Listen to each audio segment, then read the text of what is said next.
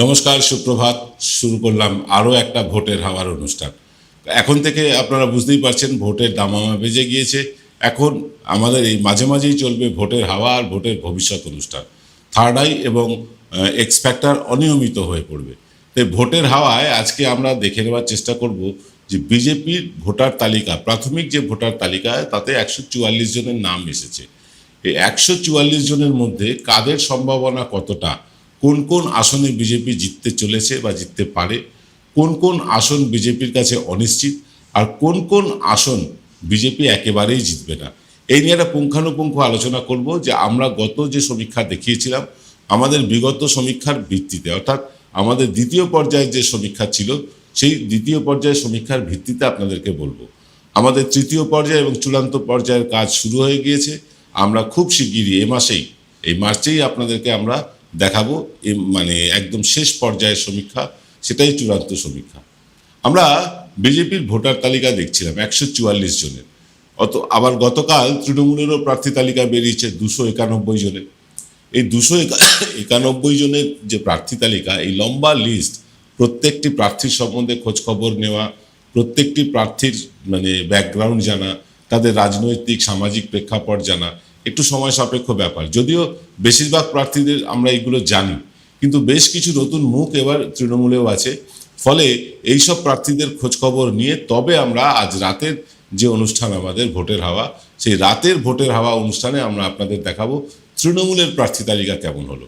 তৃণমূলের প্রার্থী তালিকা কেমন হলো সেটা তো আমরা বলবোই, কিন্তু বিজেপির যে প্রাথমিক 144 জনের নাম বেরিয়েছে, সেই 144 জনের প্রার্থী তালিকা কেমন হলো, এবং বিজেপি কেন একসাথে 294 জনের নামই ঘোষণা করতে পারলো না, সেটাও বলছি আপনাদেরকে।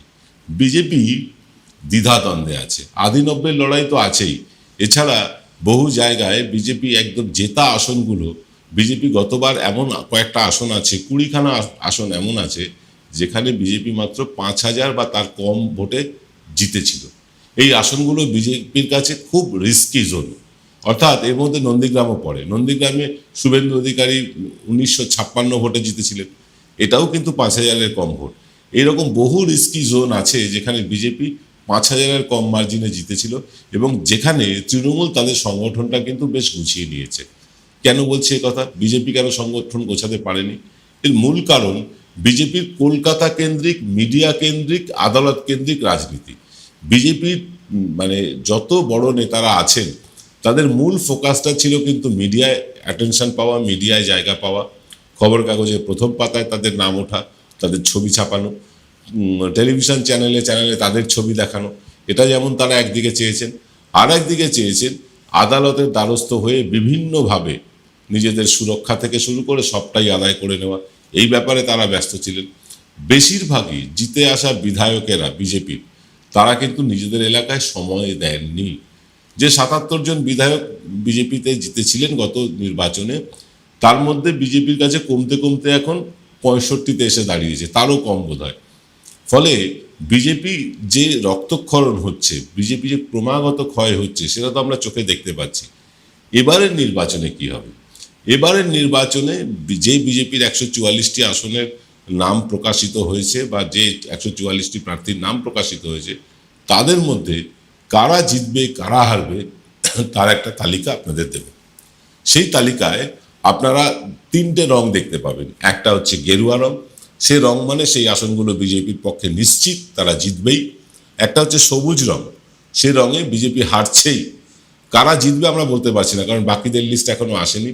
বামপন্থীদের পুরো লিস্ট পাইনি আমরা, কংগ্রেসের কোনো লিস্ট পাইনি, যদিও তৃণমূলের পুরো লিস্ট পেয়েছি, কিন্তু সবার নাম না এলে এইটা বলা সম্ভব না। তবে বিজেপি হারবে, সবুজ যে লেখাগুলো দেখবেন সেগুলোতে বিজেপি হারছে। আর দেখবেন নীল রঙের কতগুলো লেখা, এইগুলো বিজেপি 50-50, অর্থাৎ জিততেও পারে হারতেও পারে। শেষ পর্যন্ত কি হবে সেটা বলবো আমরা আমাদের ফাইনাল সমীক্ষায়। কিন্তু গত সমীক্ষা পর্যন্ত যেটা আমরা পেয়েছি, আগে আমরা সেই লিস্টটা দেখব। আসুন সেই লিস্টের দিকে এক নজরে দেখে নিই কোন আসনে কারা জিতছে। প্রথম আসন কোচবিহার। কোচবিহারে সুকুমার রায় আমাদের বিগত সমীক্ষা অনুযায়ী জিতছেন। শীতলকুচি সাবিত্রী বর্মন জিতছেন। দিনহাটা অজয় রায় হারছেন। তুফানগঞ্জ মালতী রাভা রায় জিতছেন। কুমারগ্রাম মনোজ রাও হারছেন।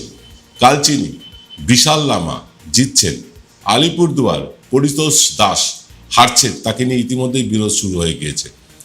ডাবগ্রাম ফুলবাড়ি শিখা চ্যাটার্জি জিতছেন।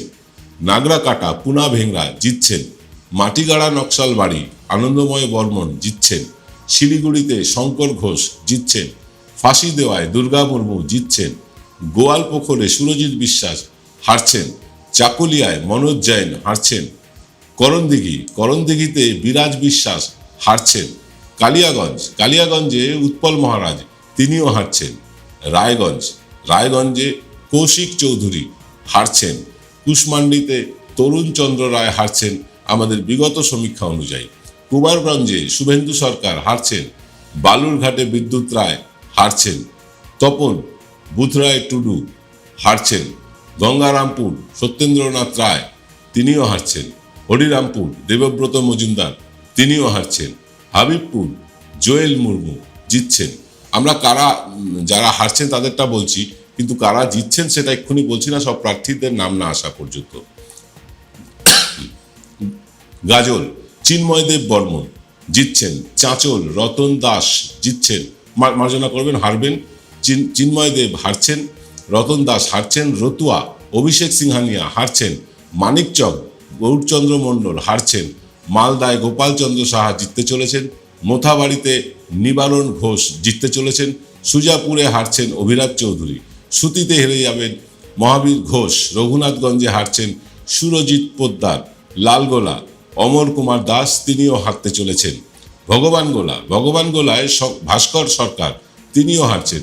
মুর্শিদাবাদে গৌরীশঙ্কর ঘোষ, তিনি গতবার জিতেছিলেন কিন্তু এবার আর জিততে পারছেন না। রেজিনগর বাপন ঘোষ হারছেন। বেলডাঙ্গায় ভরত কুমার তিনিও হারছেন। বহরমপুর সুব্রত মৈত্র জিতেছিলেন, এবার তিনিও হারছেন। হরিহরপাড়া তন্ময় বিশ্বাস হারছেন। নদা রানা মণ্ডল হারছেন। ডোমকলে নন্দদুলাল পাল হারছেন।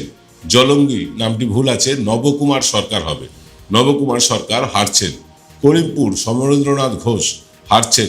পলাশীপাড়ায় অনিমা দত্ত হারছেন। কালীগঞ্জ বাপন ঘোষ হারছেন। রানাঘাট উত্তর পশ্চিম পার্থসারথী চ্যাটার্জি 50-50, জিততেও পারেন হারতেও পারেন। রানাঘাট উত্তর পূর্ব অসীম বিশ্বাস, ইনিও জিততেও পারেন হারতেও পারেন। চাকদা বঙ্কিম ঘোষ হারছেন। বাদুরিয়া সুকৃতি সরকার হারছেন। আমডাঙ্গা অরিন্দম দে হারতে চলেছেন। নৈহাটিতে সুমিত চ্যাটার্জি হারছেন। ভাটপাড়া পবন কুমার সিং জিতেছিলেন গতবার, এবার কিন্তু হারছেন। বরানগরে সজল ঘোষ তিনিও হারছেন। দেগঙ্গা তরুণকান্তি ঘোষ তিনিও হারছেন এই নির্বাচনে। বসিরহাট উত্তর নারায়ণচন্দ্র মণ্ডল তিনি হারছেন। বাসন্তীতে বিকাশ সর্দার হারতে চলেছেন। কুলতলিতে মাধবী হালদার হারছেন দীপঙ্কর জানা কাকদ্বীপ আসন থেকে। রায়দিঘিতে পলাশ রানা হারছেন ক্যানিং পূর্ব। অসীম সাপুই তিনিও হারছেন। ডায়মন্ড হারবার সেখানে দাঁড়িয়েছেন দীপক কুমার হালদার, এবারেও তিনি হারছেন। বিষ্ণুপুরে হারতে চলেছেন অগ্নিশ্বর নস্কর। ভজবর তরুণ কুমার আধক তিনিও হারছেন। মেটিয়া ব্রুজ বীর বাহাদুর সিং হারতে চলেছেন। ভবানীপুর ইম্পর্টেন্ট কেন্দ্র, ভবানীপুরে হারতে চলেছেন শুভেন্দু অধিকারী। রাসবিহারী স্বপন দাশগুপ্ত বিজেপির হেভিওয়েট ক্যান্ডিডেট হারতে চলেছেন। হাওড়া উত্তর উমেশ রায় হারতে চলেছেন। শিবপুরে রুদ্রনীল ঘোষ হারছেন। উলুবেড়িয়া দক্ষিণ এখানে স্বামী মঙ্গলানন্দ পুরী দাঁড়িয়েছেন, তিনি হারতে চলেছেন। আমতায় হারতে চলেছেন অমিত সামন্ত। ডোমজুড়ে হারতে চলেছেন গোবিন্দ হাজরা। সপ্তগ্রাম এখানে হারতে চলেছেন স্বরাজ ঘোষ। সন্তু পান আর বাংলা টিভির সাংবাদিক তারকেশ্বরে দাঁড়িয়েছেন, তিনিও হারছেন। পুরসুড়ায় বিমান ঘোষ হারছেন। আরামবাগে হেমন্ত বাগ হারছেন। গোঘাটে প্রশান্ত দিগর হারছেন, তিনি গতবারও এখান থেকে দাঁড়িয়েছিলেন। খানাকুলে হারতে চলেছেন সুশান্ত ঘোষ। পাঁশকুড়া পূর্ব এখানে হারতে চলেছেন সুব্রত মাইতি। পাঁশকুড়া পশ্চিম সিংহু সেনাপতি হারতে চলেছেন, কিন্তু পূর্ব মেদিনীপুরের ময়নায় অশোক দিন্দা কিন্তু জিততে চলেছে। মহিষাদলে সুভাষ পাঁজা হারতে চলেছেন। হলদিয়া প্রদীপ কুমার বিজলি তিনি হারতে চলেছেন। নন্দীগ্রাম এখানেও শুভেন্দু অধিকারী প্রার্থী, কিন্তু এটাও 50-50, শেষ মুহূর্তে শুভেন্দু অধিকারী এখানে হেরেও যেতে পারেন, আবার জিতেও যেতে পারেন। পটাশপুর তপন মাইতি হারছেন। কাঁথি উত্তর সুমিতা সিনহা জিতছেন। কাঁথি দক্ষিণ অলোক কুমার দাস হারতে চলেছেন। রামনগরে চন্দ্রশেখর মণ্ডল হারতে চলেছেন। দাঁতন এখানে অজিত কুমার জানা হারতে চলেছেন। নয়াগ্রামে অমিয় কিস্কু তিনি হারতে চলেছেন। গোপীবল্লভপুরে রাজেশ মাহাতো তিনি হারছেন। লক্ষ্মী সাহু দাঁড়িয়েছেন ঝাড়গ্রাম আসন থেকে, সেটাও তিনি হারতে চলেছেন। কেশিয়ারিতে ভদ্র হেমব্রম, গতবার এখানে ভদ্র হেমব্রমই দাঁড়িয়েছিলেন, হেরেছিলেন, এবারেও হারতে চলেছেন। খড়গপুর সদর গুরুত্বপূর্ণ কেন্দ্র, দিলীপ ঘোষ দাঁড়িয়ে এখান থেকে জিততে চলেছেন। নারায়ণগড়ে হারতে চলেছেন রামপ্রসাদ গিরি। সবং অমল পান্ডা হারতে চলেছেন। খড়গপুর কেন্দ্রে তপন ভূঁইয়া হারতে চলেছেন। ডেবরায় শুভাশিস ওম হারতে চলেছেন। দাসপুরে তপন দত্ত হারতে চলেছেন। কিন্তু ঘাটালে শীতল কপট তিনি জিততে চলেছেন এবারের নির্বাচনে। চন্দ্রকোনায় হারতে চলেছেন সুকান্ত দলুই। শালবনীতে হারতে চলেছেন বিমল মাহাতো। মানবাজারে হারতে চলেছেন ময়না মুর্মু। কাশীপুরে হারতে চলেছেন কমল হাসদা। পাড়া নদের চাঁদ বাউরি তিনি গতবারও দাঁড়িয়েছিলেন, এবারেও তিনি হারতে চলেছেন। রঘুনাথপুর মমলাল বাউরি তিনি হারতে চলেছেন। শালতোড়া চন্দনা বাউরি জিতেছিলেন, কিন্তু এবার তিনি হারতে চলেছেন। ছাতনা সত্যনারায়ণ মুখোপাধ্যায় হারতে চলেছেন। রানীবাঁধে দাঁড়িয়েছেন ক্ষুদিরাম টুডু হারতে চলেছেন। রায়পুরে ক্ষেত্রমোহন হাসদা তিনি হারতে চলেছেন। তালড্যাংরায় জিততে চলেছেন সৌভিক পাত্র বিজেপির। এবং বরজোড়া বিল্লেশ্বর সিনহা তিনি হারতে চলেছেন। ওন্দা অমরনাথ শাখা হারতে চলেছেন। কতুলপুরে দাঁড়িয়েছেন বিজেপির পক্ষে লক্ষ্মীকান্ত মজুমদার, তিনি হারতে চলেছেন। ইন্দাসে হারতে চলেছেন বিজেপির নির্মল কুমার ধারা, কিন্তু সোনামুখে দিবাকর ঘরামি তিনি কিন্তু জিততে চলেছেন এবার বিজেপির টিকিটে। রায়নায় হারতে চলেছেন সুভাষ পাত্র। জামালপুরে হারতে চলেছেন অরুণ হালদার। মন্তেশ্বরে হারতে চলেছেন সৈকত পাঁজা। বর্ধমান উত্তর এখানে হারতে চলেছেন সঞ্জয় দাস। ভাতার সৌমেন কারফা এখান থেকে হারতে চলেছেন। অনাদি ঘোষ দাঁড়িয়েছেন কেতুগ্রাম থেকে, তিনি কিন্তু এখান থেকে হারতে চলেছেন। পাণ্ডবেশ্বর জিতেন্দ্র কুমার তিওয়ারি নামে পরিচিত, তিনি কিন্তু পাণ্ডবেশ্বর থেকে জিততে চলেছেন। দুর্গাপুর পূর্বে চন্দ্রশেখর ব্যানার্জি হারতে চলেছেন। দুর্গাপুর পশ্চিমে লক্ষণচন্দ্র ঘড়ুই হারতে চলেছেন।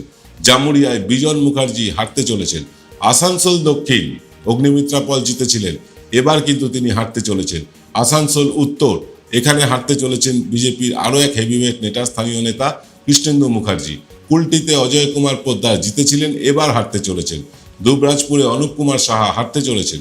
সিউড়িতে জগন্নাথ চট্টোপাধ্যায় হারতে চলেছেন। বোলপুরে দিলীপ কুমার ঘোষ হারতে চলেছেন। নানুরে খোকন দাস হারতে চলেছেন। ময়ূরেশ্বরে বিজেপির আর এক হেভিওয়েট প্রার্থী দুধ কুমার মণ্ডল তিনিও হারতে চলেছেন। আর হাসান এখানে নিখিল ব্যানার্জি হারতে চলেছেন। এবার আমি আপনাদেরকে সবটা বলি। বিজেপির জেতার 100% সম্ভাবনাময় আসন হলো এই 144-এ 19টি, নিশ্চিতভাবে অসম্ভব 122টি, আর অনিশ্চিত হয়ে আছে মাত্র 3টি আসন। অর্থাৎ যদি মেরে কেটে আমরা দেখি যে বিজেপি 22টা আসন, 144-এর মধ্যে 22টা আসন জিতছে, তাহলে বিজেপির কিন্তু অনেক বড় জয় হবে এই 144-এ। দেখুন, এই 144টা আসন ঘোষণা করেছে, এখনো 150 আসন বাকি। 150 আসনে কি হবে না হবে সেটাও আমরা বলবো, কিন্তু আজকে রাত্রে আমরা দেখাবো যে তৃণমূলের কি হচ্ছে। তৃণমূল তো 291টা আসনের প্রার্থী ঘোষণা করে দিয়েছে, সেখানে কাদের কতটা সম্ভাবনা সেটাও দেখাবো। এখন দেখালাম বিজেপি 144টার ওপরে কারা কোথায় জিততে চলেছেন, হারতে চলেছেন। আমাদের দ্বিতীয় ফেজের সমীক্ষা অনুযায়ী আগামী এই মাসের যে কোনো দিন শেষের দিকে আমরা কিন্তু চূড়ান্ত সমীক্ষা আনবো, তখনই কিন্তু পুরো দুধ আর জলটা আলাদা করতে পারবো। কিন্তু এখন পর্যন্ত যে তালিকা আমরা পেয়েছি তার উপর ভিত্তি করে আপনাদেরকে জানালাম কোন কোন আসনে বিজেপির কোন কোন প্রার্থী জিততে চলেছে, হারতে চলেছে বা অনিশ্চিত। সবচেয়ে আশ্চর্যের ব্যাপার, খড়গপুর সদরে দাঁড়াচ্ছেন দিলীপ ঘোষ, তিনি জিততে চলেছেন। হিরণ চট্টোপাধ্যায়ের নাম আর নেই বিজেপির এই তালিকায়। অনেক নামই নেই, তবে হিরণের নামটা আমরা আশা করেছিলাম, তিনি নেই। ওদিকে শুভেন্দু অধিকারী তিনি ভবানীপুর এবং নন্দীগ্রাম কেন্দ্রে একযোগে দাঁড়াচ্ছেন। নন্দীগ্রামে তার জেতাটা অনিশ্চিত, অর্থাৎ তিনি হারতেও পারেন, জিততেও পারেন। আর ভবানীপুরে নিশ্চিতভাবে তিনি হারছেন। আমরা মোট 144টা আসনের কথা বললাম, যেখানে 19টা আসনে বিজেপি জিতবেই। 3টে আসনে তারা টালমাটাল আছে, জিততেও পারেন, হারতে পারেন। বাকি আসনগুলোতে 122টা আসনে বিজেপির কিন্তু জেতা প্রায় অসম্ভব, নিশ্চিতভাবে অসম্ভব।